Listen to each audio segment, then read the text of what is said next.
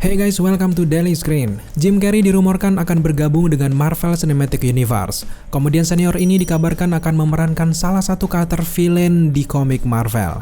Karakter itu tentu saja MODOK.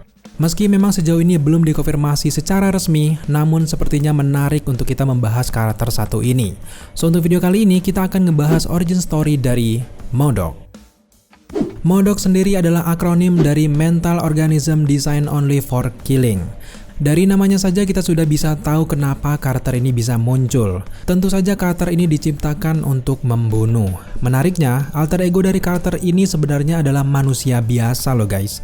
Namun dengan kecerdasannya, ia mampu menjadi villain yang cukup diperhitungkan di dunia Marvel Comics. Ya, George Tarleton adalah orang di balik karakter MODOK ini. Ia adalah seorang teknisi yang bekerja di sebuah perusahaan bernama AIM. AIM sendiri memang pernah dimunculkan melalui film Iron Man yang ketiga.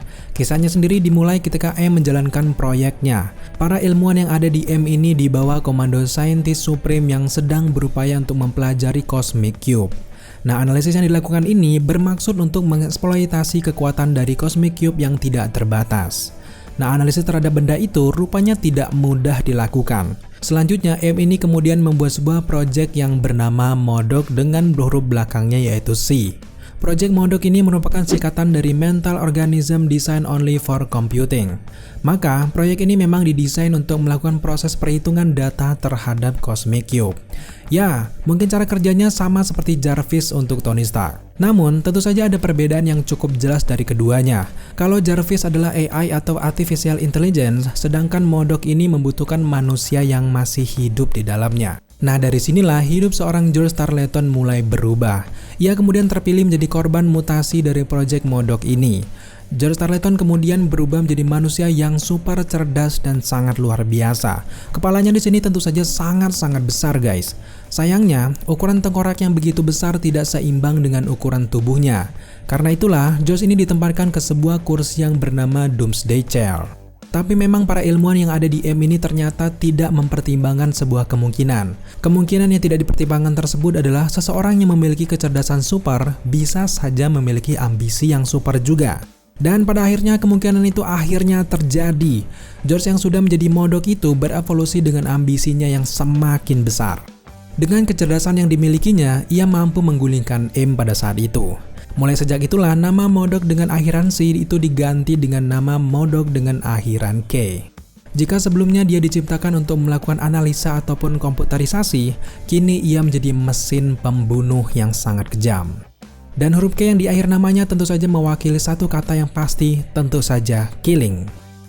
Singkatnya, setelah membunuh pemimpin dari AIM, MODOK kemudian bersama ilmuwan yang dibiarkan hidup membuat perubahan besar terhadap AIM. Nah, dari sinilah kemudian MODOK ini menjadi villain yang menakutkan di Marvel Comics. Di dalam perjalanan karirnya, karakter MODOK ini terlibat pertarungan dengan beberapa superhero Marvel, salah satunya seperti Captain America, Hulk, Iron Man, bahkan ke Carol Danvers. Tapi ada satu hal yang membuat MODOK ini benar-benar menakutkan. Apa itu? Dengan kekuatan pikirannya, MODOK ini mampu melakukan banyak sekali hal guys. Ia di sini mampu memindai dan juga membaca pikiran banyak orang. Selanjutnya, ia bisa membuat prediksi dan juga rencana yang sangat akurat. Serta, MODOK ini juga mampu memanipulasi pikiran banyak orang. Di dalam satu kesempatan, bahkan karakter MODOK ini pernah menguasai pikiran banyak sekali orang dan membuat mereka semua bunuh diri. Karakter MODOK ini juga mampu memindahkan benda berukuran besar dan kemudian melemparkan ke musuh-musuhnya. Tidak hanya itu, Doomsday Chair yang ia duduki juga dilengkapi dengan beberapa persenjataan canggih. Selain bisa melayang dan juga terbang, kursi ini juga bisa menembakkan berbagai senjata yang mampu melukai lawannya. Kepalanya yang berukuran jumbo itu juga ternyata dilengkapi dengan alat yang bisa menembakkan sinar laser. Bahkan, semua kemampuan dan juga persenjataan itu mampu melukai superhero yang terkenal dengan kekuatan fisik yang sangat luar biasa. Salah satunya seperti Hulk, She-Hulk, hingga ke Carol Danvers pernah dibuat terluka oleh karakter MODOK ini guys. Yang membuatnya lebih mengerikan lagi, kekuatan fisik dan juga peralatannya mampu membuat perisai energi yang melindunginya dari serangan lawan. Setelah berhasil mengambil alih AIM, MODOK ini semakin terobsesi untuk menguasai dunia. Ilmuwan AIM yang tersisa tunduk kepada dirinya dan rela melakukan apa saja demi perintah MODOK. Dengan bantuan ilmuwan AIM, MODOK ini membuat sebuah proyek khusus yang sangat mengerikan. Yang menarik, proyek ini juga dilatar belakangi oleh kelemahan yang ia miliki. Meski dibekali ketahanan fisik yang baik, organ dalam tubuhnya ternyata rentan untuk rusak. Nah, untuk menutupi kelemahan itu, akhirnya karakter M.O.D.O.K ini membuat sebuah rencana yang sangat besar.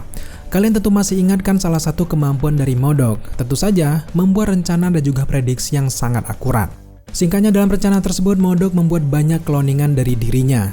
Organnya yang sudah rusak akan digantikan dengan organ baru dari hasil kloningannya. Sehingga setiap kali organ dari M.O.D.O.K ini mengalami kerusakan akibat pertarungan, ia tentu saja punya banyak sekali stok dari organnya di AIM. Nah, sementara itu, otak dari kloningannya tersebut digunakan sebagai pengolah data untuk peralatan AIM. Di dalam cerita komik Incredible Hulk bagian 610, sebuah alat yang mampu menganalisa realita mengubah alur cerita dari M.O.D.O.K. Tubuh M.O.D.O.K ini kembali ke karakter aslinya, yaitu George Tarleton. Selanjutnya kemudian ia diamankan di Gamma Base, dan George Tarleton ini mendapatkan terapi setelah mengalami trauma besar terhadap kekejaman yang ia lakukan selama menjadi karakter M.O.D.O.K. Tapi tentu saja jangan pernah kalian berpikir kalau kiprah karakter M.O.D.O.K ini berakhir sampai di sini saja.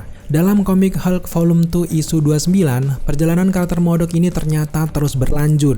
Rupanya ini sudah menjadi bagian dari backup plan dari seorang M.O.D.O.K.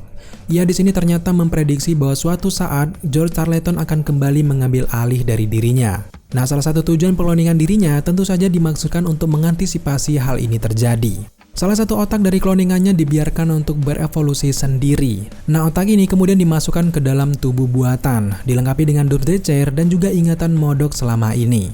Selanjutnya bisa kalian tebak bahwa M.O.D.O.K versi ini jauh lebih kejam dari M.O.D.O.K sebelumnya.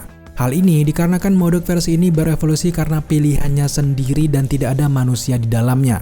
Berbeda dengan George Tarleton yang berubah menjadi M.O.D.O.K atas paksaan pemimpin M sebelumnya, M.O.D.O.K versi ini menamai dirinya sebagai M.O.D.O.K Superior. Selain M.O.D.O.K Superior, ternyata masih ada lagi beberapa versi M.O.D.O.K yang lainnya. Ada M.O.D.O.K wanita yang bernama Mrs. M.O.D.O.K, ada juga M.O.D.O.K yang dibuat untuk tujuan genosida. Nah, M.O.D.O.K yang satu ini diberi nama dengan M.O.D.O.K dengan huruf belakang G, yang singkatan dari Mental Organism Designed Only for Genocide. Sejauh ini kalian pasti tahu kalau huruf terakhir dari namanya selalu mengisarkan tujuan utama dari pembuatan karakter M.O.D.O.K. Well, dengan kemampuan yang luar biasa itu, M.O.D.O.K sangat layak dijadikan super villain di MCU selanjutnya.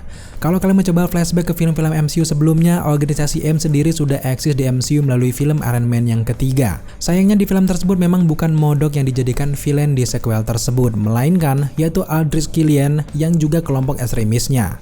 Ada juga Trevor yang berakting sebagai The Mandarin palsu yang membuat Wenwu menahannya. Kalau kalian ingin mengenal karakter M.O.D.O.K ini lebih dalam lagi, kalian bisa saksikan series animasi M.O.D.O.K yang sudah bertebaran di layanan streaming digital. Series animasi M.O.D.O.K tersebut juga mengambil ide yang sangat berbeda dari series komik base lainnya. Lalu sekarang yang kita pikirkan adalah, apakah ada kemungkinan M.O.D.O.K benar-benar eksis di MCU? Yang terbaru, Twitter dari The Direct menyampaikan kabar eksklusif bahwa M.O.D.O.K akan memulai debutnya di MCU melalui film Ant-Man The Wasp: Quantumania. Meskipun memang belum dikonfirmasi secara resmi oleh Marvel Studio, kemungkinan ini tentu sangat menarik untuk kita bahas. Apalagi jadwal rilis dari Ant-Man yang ketiga masih sangat lama, tentu saja ada banyak hal yang bisa saja terjadi selama dibuatnya film tersebut. Jika memang benar pada akhirnya M.O.D.O.K muncul di Ant-Man yang ketiga, mungkin karakter tersebut akan team up dengan Kang the Conqueror untuk menguasai Quantum Realm. Jika kita melihat origin story-nya, kedua supervillain ini memang memiliki kesamaan. Kang sendiri selalu ingin menaklukkan setiap universe, dan M.O.D.O.K sendiri juga punya ambisi besar untuk mendominasi dunia. Apalagi, home base dari M.O.D.O.K sendiri adalah AIM. AIM sendiri merupakan organisasi kriminal yang beranggotakan ilmuwan-ilmuwan yang sangat hebat.